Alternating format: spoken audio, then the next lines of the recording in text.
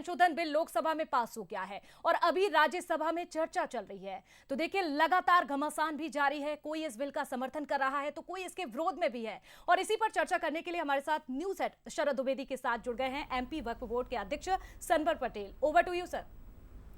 बहुत शुक्रिया साक्षी आपका। और सनवर पटेल साहब हमारे साथ मध्य प्रदेश वक्फ बोर्ड के जो चेयरमैन हैं वो हमारे साथ हैं और उनसे हम बात करेंगे। लेकिन इससे पहले कुछ सेकंड्स के लिए हम रुक करते हैं राज्यसभा का, जहां चर्चा चल रही है। तो उससे थोड़ा सा, जिसको कहते हैं ना कि एक और बल मिल जाता है। चलिए सीधे चलते हैं, देखते हैं कौन बोल रहे हैं। जेपी नड्डा साहब थे थोड़ी देर पहले। लॉन्ग स्टेक किया 404 acres of land of Ernakulam district, Munambam coast,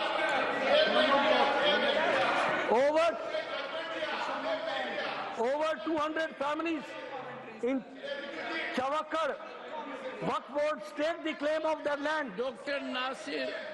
Nasir Hussain, please, no, nothing wrong, no.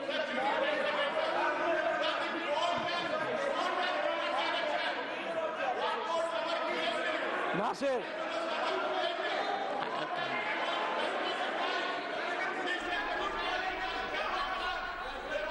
Only what the leader.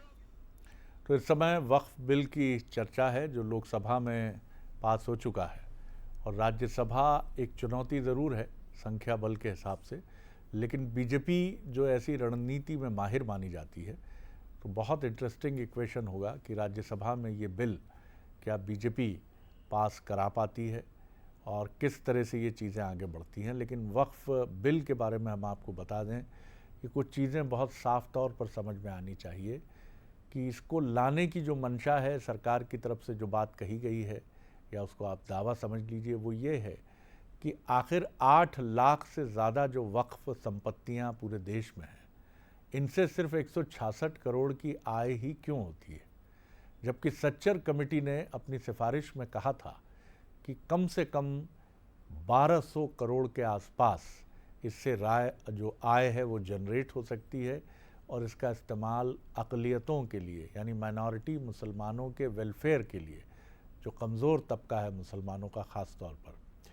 और वक्फ की संपत्ति पर जिन्होंने कब्ज़ा किया है, न मुसलमानों की नीयत पर सवाल है, न मुसलमानों की किसी और चीज़ पर सवाल है। इस बिल के ज़रिए जैसा कि होता है, हम नाम दे देते हैं कि साहब ये फला जाति का है, ये फला धर्म का, ऐसा नहीं है। जिन्होंने भी संपत्तियों के साथ गड़बड़ की है वो गड़बड़ करने वाले हैं, वो मुसलमान हैं, ये बात महत्वपूर्ण नहीं है। क्योंकि संपत्ति के बारे में, जायदाद के बारे में, ज़मीन के बारे में तो ख़ास तौर पर कहा ही जाता है कि वहाँ काफ़ी सारी ऐसे चैलेंजेस आते हैं। लेकिन महत्वपूर्ण बात यह है कि सरकार एक पारदर्शी प्रक्रिया का दावा कर रही है और उसका ये भी कहना है कि उस संवैधानिक व्यवस्था के तहत, जो कि स्वाभाविक है, जब आप सदन में, लोकसभा में, राज्यसभा में ला रहे हैं तो उस पर क्या उंगली कोई उठा सकता है। महत्वपूर्ण बात यह है। तो चलिए, सनवर पटेल साहब हमारे साथ हैं जिनसे हम बात करेंगे। सनवर साहब, पहला मेरा सवाल यही है कि ये क्लैरिटी होना बहुत ज़रूरी है कि वक्फ बोर्ड और जो वक्फ बोर्ड की संपत्तियां हैं उसमें जो गड़बड़ियों की बात है, ये उन्हें दूर करने के लिए लाया गया है।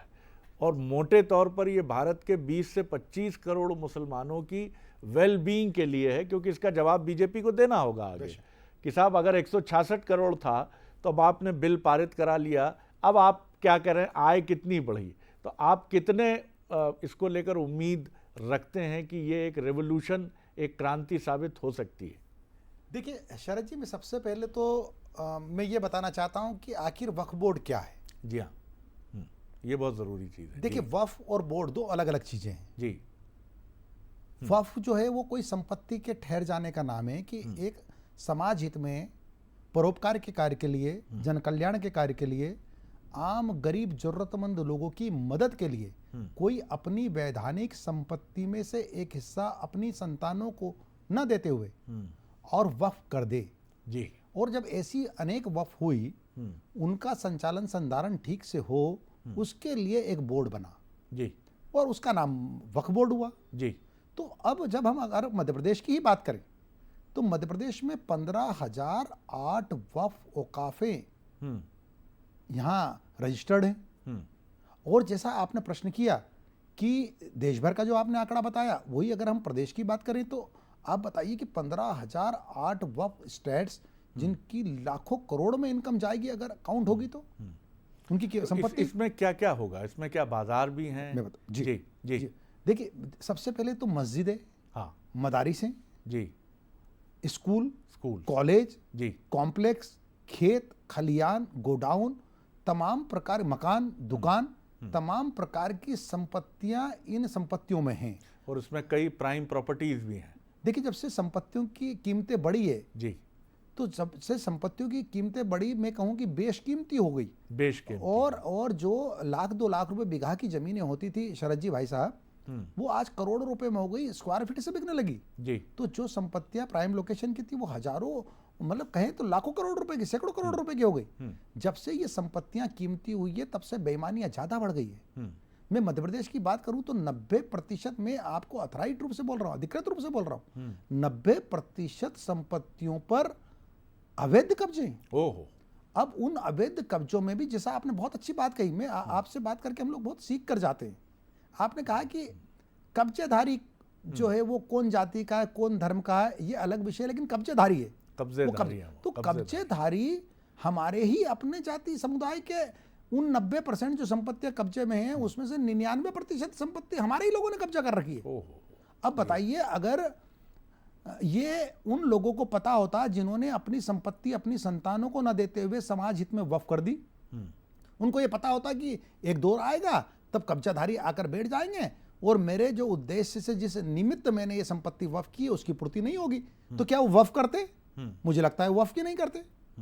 तो ऐसे वाकिफ जिनकी मंशा थी समाज हित की, जन कल्याण की, परोपकार के कार्य की, फलाई कामों की, तो उन वाकिफों की मंशा जब अधूरी रह रही थी तो उसको पूरा कौन करेगा? आज चंद लोग ऐसी बेशकीमती संपत्तियों पर कब्जा करके और अपनी जेब भरने का काम कर रहे हैं। 70 साल से उनका पेट नहीं भर रहा है, तो उनको ठीक करने का काम कौन करेगा? वोट बैंक के खातिर कांग्रेस ने तो नहीं किया। आज कांग्रेस जिस बिल को असंवैधानिक बता रही है, 1995 में जब उन्होंने संशोधित किया 54 को, तो फिर वो संवैधानिक कैसे हुआ? 2013 में जब उन्होंने संशोधित किया 1995 को, तो वो फिर संवैधानिक कैसे हुआ? मतलब आप करो तो सही और भारतीय जनता पार्टी की सरकार करे तो असंवैधानिक। भारतीय जनता पार्टी की सरकार के पास, देश के प्रधानमंत्री मोदी जी के पास जो लोकतंत्र के चारों स्तंभ हैं, चारों स्तंभों की ओर से इस बात की शिकायत हुई कि देश में वक्फ बोर्ड अच्छा काम नहीं कर रहे हैं, करोड़ों रुपए की संपत्ति होने के बाद वो फलाई काम नहीं कर रहे हैं, उनकी संपत्तियों में कोई पारदर्शिता नहीं है, कोई ट्रांसपेरेंसी नहीं है, लोग अपना नाम चढ़वाकर और उन संपत्तियों को बेच रहे हैं, अवैध कारोबार हो रहे हैं।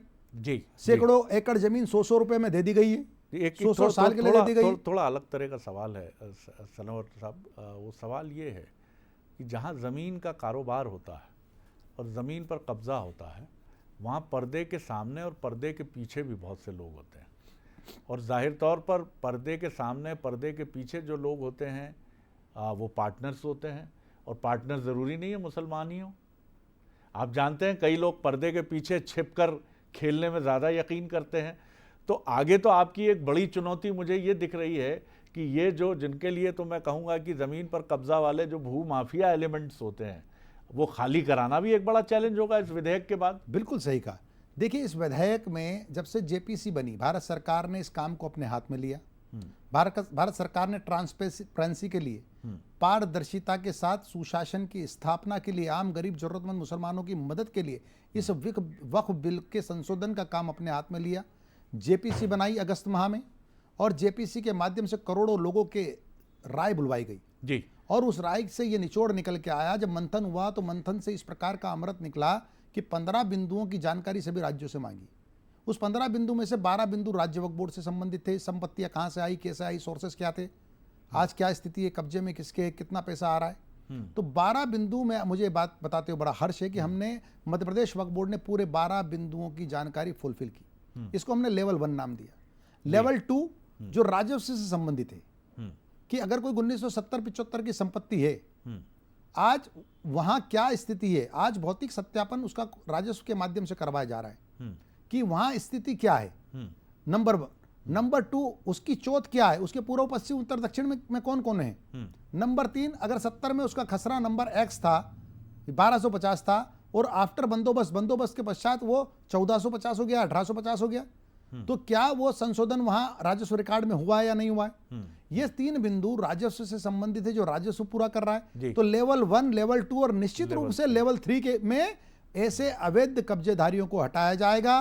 पट्टा नियम 2020 जो भारत सरकार ने बनाया था उसके तहत किराएदारी की जाएगी और किराएदारी करके जब वक्फ की इनकम बढ़ेगी तो अंततः वाकिफ की मंशा पूरी होगी। उनके जिस निमित्त उन्होंने ये संपत्ति वक्फ की थी उसको हम पूरा करने का काम करेंगे। और मैं अपने पत्रकारिता के अनुभव से कह सकता हूं कि जब ये काम होगा तो बहुत सारे ऐसे नाम भी सामने आएंगे कि आप और हम चौंकेंगे उन नाम को निश्चित रूप से कि पर्दे के सामने कुछ और पर्दे के पीछे कोई और। निश्चित रूप से ये चीज़ होती है। मध्य प्रदेश में आपने जैसा कहा कि 15,000 के करीब वक्फ प्रॉपर्टीज़ हैं, तो 15,000 के आसपास ही हैं जी, 15,008।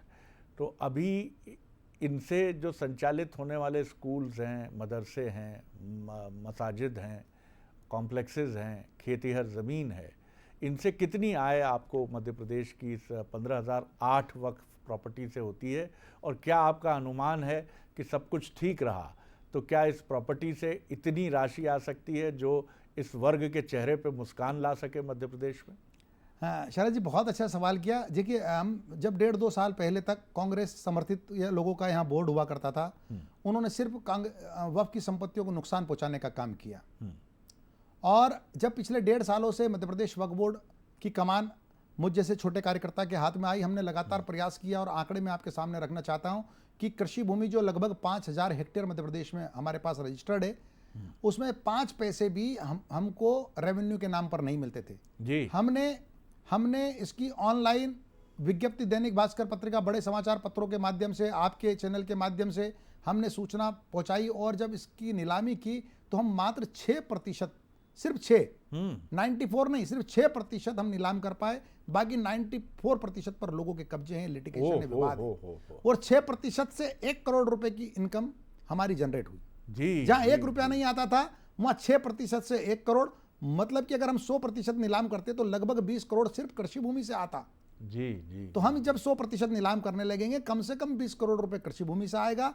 और उसके अलावा जो कॉम्प्लेक्सेस है, स्कूल से, दुकानें हैं, आज खाली भोपाल की औकाफ अम्मा जो हमारी एक संस्था है जिसको हम एक वक्फ स्टेट बोलते हैं, उसमें 4,000 किराएदार है। तो 4,000 किराएदारों का जब मैंने सूची बनाई और उसका सेंसेक्स बनाया तो आपको आश्चर्य होगा शरद जी कि 2,000 लोग ऐसे हैं जो 0 से लगाकर 99 रुपए तक देते हैं। 0 से लगाकर 99 रुपए तक के किराएदार 2,000 हैं। आज एक साधारण नगर निगम के फुटपाथ पर हम ठेला लगाते हैं तो 100 रुपया रोज देना पड़ता है और आप 1 रुपया किराया दे रहे हो या 0 किराया दे रहे हो। तो क्या वाकिफ ने अपनी संपत्ति इसलिए वक्फ की थी कि ये 2,000 लोग अपना घर चलाएं? बिल्कुल ठीक बात। या गरीब जरूरतमंद आम जो मुस्लिम समाज है उनके बेटे बेटियों की फीस भरें। तो ये मुझे लगता है कि जब हम सारी चीजों को जोड़ते हैं तो 100 करोड़ रुपए के ऊपर इसकी इनकम जाना चाहिए और सालाना 100 करोड़ रुपए के आसपास इसकी इनकम होगी। और अमूलचूल परिवर्तन इस बिल के माध्यम से होगा। इस बिल के बाद हम जो तथाकथित प्रभावी जो धनाढ्य, जिसे कहेंगे कि धनाढ्य भूमाफिया मुसलमान, उनके कब्जों को हम हटाने का काम करेंगे। और पट्टा नियम से जब हम इसकी किराएदारी करेंगे तो 100 करोड़ से ऊपर की इनकम आएगी जो फलाई कामों में, परोपकार के कार्य के लिए, जन कल्याण के कार्य पर खर्च होगी। बिल्कुल, लेकिन मैं कहूँगा कि वो सिर्फ ज़मीन पर कब्ज़ा करने वाले अच्छी नीयत के लोग नहीं हैं। हिंदू मुसलमान इसमें वर्गीकरण करके इसको न देखें हम, क्योंकि वक्फ जिन्होंने अपनी संपत्ति वक्फ की है, कितना उनका पाकीज़गी से भरा जज्बा है। क्या बात, बहुत बहुत अच्छी बात। कितनी अच्छी बात है कि वो ये मानते हैं कि अल्लाह के रास्ते पे हैं वो। क्या बात। लेकिन आप उनकी संपत्ति पे कब्जा करके बैठ गए। कितना पवित्र भाव है, क्या बात कही आपने, कितना पवित्र भाव है। बिल्कुल शरद जी, मैं आपके शब्दों से अभिभूत हूं कि इससे पवित्र भाव क्या हो सकता है कि कोई व्यक्ति अपनी वैधानिक संपत्ति का एक हिस्सा अपनी संतानों को देते हुए, न देते हुए समाज हित में, परोपकार के लिए दे दे। इस और एक नहीं, ऐसे अनेक लोगों की संपत्तियों को जब हम संग्रहण करते हैं, संगठित करते हैं तो बोर्ड बनता है। तो ऐसे हजारों लोग आप वो इसलिए दे रहे हैं कि उनके इस दुनिया में ना रहने के बाद भी उनको पुण्य मिलता रहे।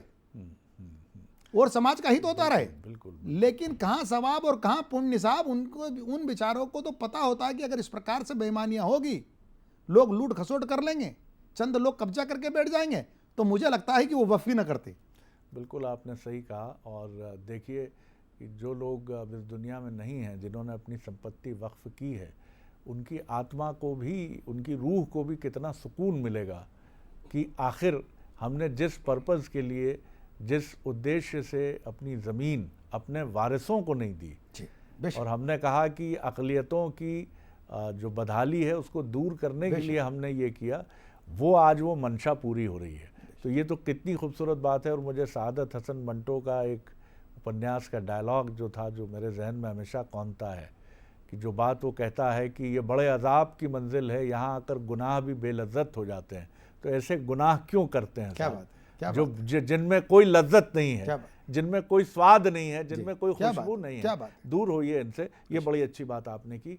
आखिर अब इसका जो आने वाला स्वरूप होगा सनावर साहब, वो किस तरह से होगा? जैसे एक चीज़ हम सुन रहे हैं बराबर कि अब इसमें गैर मुस्लिमों का दखल नहीं होगा। तो अभी ये मुझे लगता है और क्लैरिटी होगी, अभी शायद आपको भी और क्लैरिटी होगी कि जब इस पर पूरी चर्चा हो जाएगी और उस पर फिर किरण रिजिजू साहब जवाब देंगे। क्योंकि कई बार मुझे लगता है कि कुछ चीज़ें ऑनलाइन डिस्कशन के दौरान इनकॉर्पोरेट की जाती है। जी देखिए, जहाँ तक अभी दो बातें आई हैं, जो एक तरफ ये बात आई कि वक्फ बोर्डों में 2 गैर मुस्लिम सदस्य भी होंगे। जी जी। अब शरद जी, मैं थोड़ा सा अलग दिशा में जाकर इसके बारे में आपको बातचीत करना चाहता हूँ। जी जी। शरद जी, हम सोचें कि हम एक रिहायशी एरिया में रहते हैं, और इस रिहाइश एरिया या उस टाउनशिप में एक मकान के बारे में ये धारणा बन जाए कि यहाँ गलत काम होता है, अवैधानिक काम होता है। मैं ये नहीं कह रहा हूँ कि वहाँ गलत होता है, मैं कह रहा हूँ कि धारणा बन जाए कि यहाँ गलत काम होता है। अब आप बताइए कि क्या तरीका होगा उस धारणा को सही करने का? अगर गलत काम होता है तो सुधारने का, अथवा गलत काम नहीं होता है तो उस धारणा को सुधारने का। एक ही तरीका मुझे लगता है कि एक जो तीसरी एजेंसी है, एक जांच एजेंसी है, या उस एरिया का जो थाना है, पुलिस थाना, वहाँ के 2 पुलिस वाले जाएं भाई लोग, और वो पुलिस के भाई जाकर और जांच करे कि भाई इसके अंदर वैधानिक काम हो रहा है या अवैधानिक काम हो रहा है। तो मुझे लगता है कि जो धारणा बनी है, जो कुछ लोगों ने वक्फ के नाम पर लोगों की संपत्तियों को डिफाल्टर करने का काम किया है, और जिसके कारण से देश भर में एक धारणा बनी कि वक्फ बोर्डों में सही काम नहीं हो रहा है, तो अगर कोई बाहर का व्यक्ति आता है और मैं मध्य प्रदेश वक्फ बोर्ड में सही काम कर रहा हूं, तो मुझे किसी से कोई आपत्ति नहीं है। वो आए, मैं उसका स्वागत करूंगा, अभिनंदन करूंगा और उसका सहयोग लूंगा। और कि आप बताइए, आपके एक्सपर्ट्स भी बताइए, हम बोर्ड को और कैसे अच्छा चला सकते हैं। बड़ी अच्छी बात है। और जो वक्फ बोर्ड का स्ट्रक्चर है, उस स्ट्रक्चर को देखकर आप मुतमईन हैं कि ये जो स्ट्रक्चर है ये बिल्कुल ठीक है, और ये जिस उद्देश्य के लिए ये बिल लाया गया है, उस बिल के सारे ऑब्जेक्टिव्स को, सारे मंसूबों को पूरा करता है? देखिए शरद जी, 1954 में जब एक्ट बना और उसके अनुसार स्ट्रक्चर बना, 1995 में एक्ट बना, उसके अनुसार स्ट्रक्चर बना, 2013 का एक्ट बना, उसके अनुसार स्ट्रक्चर बना। कहीं हमारी दखल अंदाजी ना हमारी थी, ना हमारे बाप दादाओं की थी। जो एक्ट मिला, जो कानून संसद ने पास करके दिया, उसके तहत कल काम हुआ। आज जो कानून संसद पास करके देगी, उसके अनुसार हम आने वाले कल में काम करेंगे। और रही बात, जब भी कोई समय काल परिस्थिति के अनुसार जब नई चीज आती है तो वो नए फॉर्मेट में आती है। 82 में हमारे सामने ब्लैक एंड व्हाइट वेस्टर्न का टीवी आया था जिसका पर्दा खोला जाता था। फिर कलर टीवी आया जी, और फिर एलईडी आ गई, एलसीडी आ गई, कर्व आ गए, और अब तो एंड्रॉइड आ गए। तो समय के साथ साथ जो है वो सुधार होते हैं। इस सुधार के साथ जो ये बिल आ रहा है, वर्तमान परिस्थितियों को, जो नए नए चैलेंजेस हमारे सामने आते हैं वर्तमान हालात के, उन चैलेंजेस को देखते हुए, उन चैलेंजेस का सामना करने के लिए बिल आ रहा है। और मुझे लगता है कि इस बिल से हम जो वाकिफ की मंशा पूरी कर पाएंगे, आम गरीब जरूरतमंद लोगों की मदद कर पाएंगे, शिक्षा पर काम कर पाएंगे। मुझे आपको बताते हुए बहुत खुशी हो रही है कि मध्य प्रदेश ने इन सब पर काम चालू किया है। हमने पढ़ो पढ़ाओ, मुल्क की तरक्की में भागीदारी बनो करके हमने हमारे मेधावी बेटे बेटियों की पढ़ाई का काम चालू किया, हमने उनको ड्रॉप आउट होने से रोका है। सिर्फ 24-25 में शरद जी भाई साहब, हमने 1000 से ज़्यादा बेटे बेटियों को 10-10 हज़ार रुपये की फीस सीधे उनके इंस्टीट्यूट को जमा करके उनको ड्रॉप आउट होने से रोका है। तो यही तो असल काम वक्फ का है। हम बेटे बेटियों को पढ़ाएंगे तो पूरा समाज पढ़ेगा, पूरा समाज पढ़ेगा तो पूरा समाज आगे बढ़ेगा। तो ये समाज आगे बढ़ेगा तो हम जो मोदी जी की कल्पना है विकसित भारत की, उसमें सहयोगी बनेंगे, उसमें भागीदार बनेंगे, हमारे बेटे बेटी भागीदार बनेंगे। और मैं एक और बात कहना चाहता हूं, ये जितने भड़काने वाले लोग हैं, ये पढ़े लिखे जो लोग जो बेचारे नहीं पढ़ पाए, उनको पढ़ने नहीं देना चाहते, ये उनको परेशान रखना चाहते हैं। आप बताइए कि ये क्यों नहीं कहते हैं कि एपीजे अब्दुल कलाम बने लोग। आज ईश्वर की कृपा से मेरे बेटे ने एमबीबीएस के बाद एमएस आर्थो में किया, वो गोल्ड मेडलिस्ट हुआ। तो मैं चाहता हूं कि आम मुसलमान का बेटा भी गोल्ड मेडलिस्ट हो, क्यों नहीं? वो भी एमबीबीएस करे, वो भी एमएस करे। पर विपक्ष के लोग ये बात नहीं करेंगे। विपक्ष के लोग बात करेंगे शाहीन बाग बना दो। दिल्ली में एक शाहीन बाग था, इन्होंने पूरे देश में शाहीन बाग बनाने का काम किया, लोगों को डराने का काम किया, लोगों से कहा कि आप धरने पर बैठ जाओ वरना आपको भारत से निकाल दिया जाएगा। 5 साल हो गए। आज आपके चैनल के माध्यम से मैं पूछना चाहता हूं कि ये पूरा विपक्ष, पूरा मुस्लिम पर्सनल लॉ बोर्ड और पूरा कांग्रेस 5 नाम मिलकर बता दे कि इन 5 लोगों को भारत से निकाला गया। नहीं निकाला गया तो फिर माफी मांगे? नहीं, माफी नहीं मांगेंगे, नया मुद्दा ले आएंगे कि अब वक्फ के नाम पर भड़काओ। ये फिर असफल होंगे, ऐसा मुझे पूरा विश्वास है। आपने बड़ी अच्छी बात कही। आपने अपने बेटे का जो जिक्र किया, कुछ नितिन गडकरी साहब ने अभी चंद दिनों पहले यही बात कही थी कि मैं चाहता हूं कि मुस्लिम वर्ग से ज़्यादा जो युवा हैं वो अखिल भारतीय सेवाओं में अपना स्थान बनाएं, आईएएस बने, आईपीएस बने, और इसके लिए कोशिश और जद्दोजहद और उन्हें सहयोग पूरा मिलना चाहिए। मैंने मुसलमानों का रिएक्शन इस मुल्क में बड़ा करीब से देखा, बतौर जर्नलिस्ट भी और एक नागरिक के भी, सनवर साहब की राम मंदिर बना बड़ी खामोशी से, और हमने तो ऐसी रिएक्शंस भी सुनी कि ये बहुत अच्छा हुआ, बहुत पहले हो जाना चाहिए था, उसमें तलखी नहीं थी। ट्रिपल तलाक आया तो ये बात कही गई साहब अब मुसलमान नाराज़ होगा, अब मुसलमान भड़केगा। लेकिन हमने खुद सुना कि मुसलमानों ने ये कहा कि नहीं साहब, ये तो हमने अपने परिवार में इसको भुगता है, क्या बात, हमने तकलीफ उठाई है, और ये बहुत अच्छा फैसला। कितनी मार्मिक बात कही आप, कितनी मार्मिक बात कही। और मुझे लगता है इस पर भी जो अब तक का रिएक्शन मैं इस देश के मुसलमानों का देख रहा हूँ वो बहुत कूल है, और वो बहुत इस तरह से वो देख रहे हैं, समझने की कोशिश कर रहे हैं, और कहीं ना कहीं ये मान तो रहे हैं कि आज़ादी के बाद 75 साल हो गए, वक्फ बोर्ड हैं वजूद में, लेकिन हमें मिला क्या। मुसलमानों के इस पर भी चर्चा मुझे लगता है कि होनी चाहिए, और दोनों पक्षों को, सियासतदान जो हमारे हैं, जो वक्फ बोर्ड के इस बिल के समर्थन में हैं, बीजेपी और उसके घटक दल, और जो अपोजिशन में भी हैं, उन्हें इस पर भी बात करनी चाहिए। क्योंकि कई बार मुझे लगता है कि ये लड़ाने की कोशिश सियासत ज़्यादा करती है। बिल्कुल सही कहा आपने जी। ये इनोसेंट जो लोग हैं बेचारे, उनको डराओ, उनको भ्रमित करो, उनको भड़काओ, ये व्यापार बना लिया इन लोगों ने, अपना मेन एजेंडा बना लिया है विपक्ष ने। आप जैसा आपने कितनी अच्छी बात कही, 370 की बात करें हम, ये हाँ 370 में ये कहा कि आग लग जाएगी, कहाँ आग लग गई। आज निर्वाचित सरकार है जम्मू कश्मीर, कश्मीर और बढ़िया हो गया आज पहले से। पत्थरबाजी बंद हुई है जी, कश्मीर सुंदर हुआ, सुरक्षा जो हमारे देश की वो मजबूत हुई, कोई आग नहीं लगी, लोग सुखी हो गए। अब आपने कहा 3 तलाक, अब बेटियां हमारी बहनें समृद्धशाली हुई है, मजबूत हुई है, तलाक होना बंद हो गए।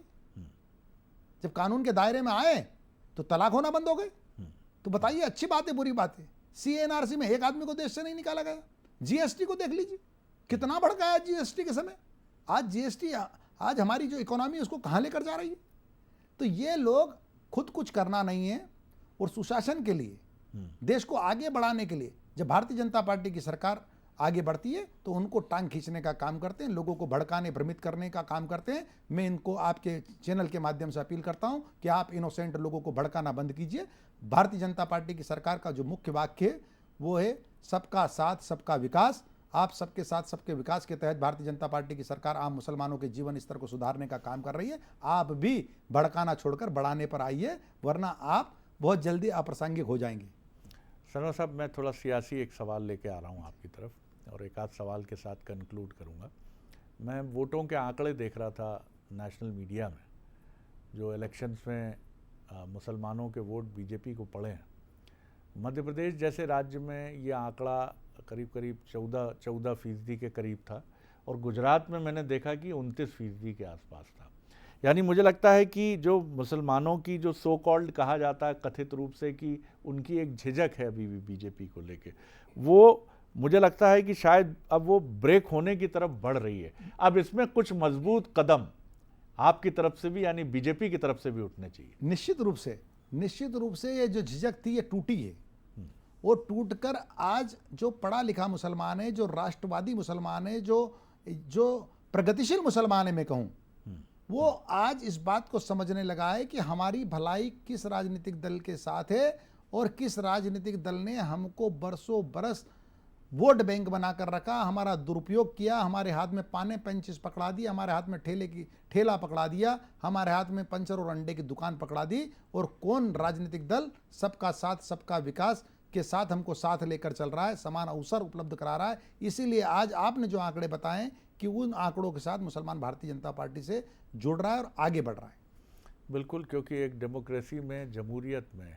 ये बहुत ज़रूरी है कि तमाम जो समाज के अलग अलग जाति समुदाय के लोग हैं वो न सिर्फ आपस में खुलूस और मोहब्बत के साथ रहें, बल्कि जो उनकी नुमाइंदगी करने वाली पार्टियां हैं उनकी अच्छाई और उनके चैलेंजेस को भी वो बखूबी समझें। क्योंकि सियासत की कुछ मजबूरियां हैं जो हमारे भोपाल में ही हैं इन दिनों बशीर बद्र साहब, कि कुछ तो मजबूरियां रही होंगी, यूं ही कोई बेवफा नहीं होता। क्या बात है। तो इस मजबूरी को भी समझें वो, लेकिन ये भी समझें हम कि हमारी जो तहजीब है, हमारी जो सभ्यता और संस्कृति है, वो मिलजुल कर साथ चलने की है। और यही वजह है कि जो बात हम बार बार कहते हैं कि अज़हरुद्दीन हमारी क्रिकेट टीम के कैप्टन भी रहे, APJ अब्दुल कलाम साहब इस डेमोक्रेसी के, इस दुनिया की सबसे बड़ी जमहूरियत के प्रेसिडेंट रहे, जो संवैधानिक शीर्ष पद माना जाता है, हॉकी टीम के कैप्टन मुस्लिम समुदाय से रहे, और आज भी आप देखेंगे तो अनेक लीडिंग पोजीशंस पर मुस्लिम है, लेकिन वो अपने मुस्लिम होने की वजह से वहाँ नहीं पहुँचे हैं।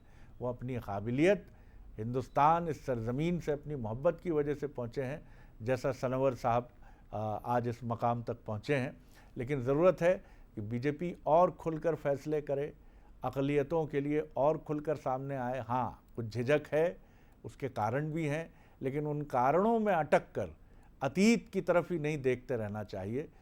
छोड़ो कल की बातें, कल की बात पुरानी, नए दौर में लिखेंगे मिलकर नई कहानी। क्या बात। तो यही सबसे खूबसूरत बात है। बहुत शुक्रिया करता हूँ। बड़ी उम्मीद से देख रहे हैं हम वक्फ बोर्ड को कि ये जो वक्फ बोर्ड का विधेयक है ये बताता है कि हिंदुस्तान बदल रहा है। और आप बताइए कि जब मध्य प्रदेश जैसे राज्य में, जहाँ 15,008 वक्फ प्रॉपर्टी हैं, जिनसे अभी नाम मात्र के लिए आपको पैसा मिल रहा है, अगर इस जगह से आप आमदनी बढ़ाकर आप करीब करीब 100 करोड़ तक ले जा सकते हैं, तो इतने बड़े मुल्क के अलग अलग राज्यों से सच्चर कमेटी तो 1200 करोड़ की बात कह रही थी।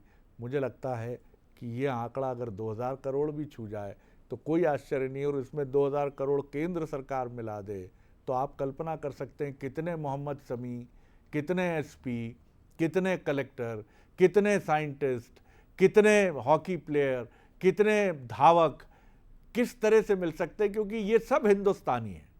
इनका एक ही, जब वो तिरंगा लहराता है ना, तो कोई ये नहीं पूछता कि किसके हाथ में है, अज़हरुद्दीन के हाथ में है कि मोहम्मद शमी के हाथ, इंडियन टीम का प्लेयर है, इसके हाथ में है। तो हम सब इंडियन टीम के प्लेयर हैं साहब, और इंडियन टीम के प्लेयर का झंडा एक ही है, ट्राई कलर, तिरंगा। इसको फहराते रहिए और किसी भी तरह के शक व शुबे को दिमाग में मत रखिए। है तो आपके पास डेमोक्रेटिक तरीक़े हैं, जमहूरियत में आपके पास एक बहुत बड़ा दरवाज़ा हमेशा खुला हुआ है। एक बार फिर आपका बहुत बहुत शुक्रिया तनवर पटेल साहब, और बने रहिए बंसल न्यूज़ पर। मुझे दीजिए इजाज़त, खबरों का सिलसिला बदस्तूर जारी है। नमस्कार।